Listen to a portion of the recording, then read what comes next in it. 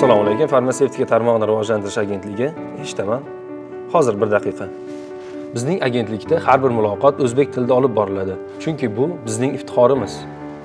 Labbay.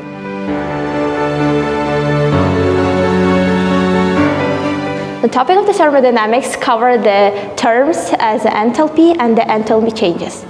Bizda ta'lim jarayoni to'liq ingliz tilida olib boriladi. Lekin ilmni chuqur anglash, fikrni ravshan ifoda etish ona tilimsiz tasavvur eta olmayman. Chunki o'zbek tili tafakkurimiz asosidir.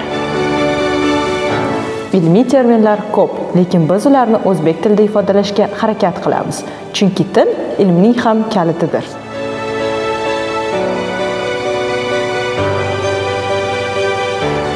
Har bir hujjat va rasmiy ma'lumotni davlat tilimizda rasmiylashtirish bu nafaqat qonun talabi, balki xalqimizga bo'lgan hurmatdir. Davlat tili haqidagi qonun 1989-yil 21-oktyabrda qabul qilindi.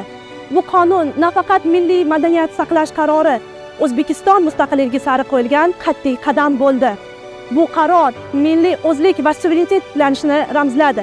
Shu bois bu sana ulkan siyosiy va madaniy ahamiyatga ega. Davlat tili bayrami muborak bo'lsin.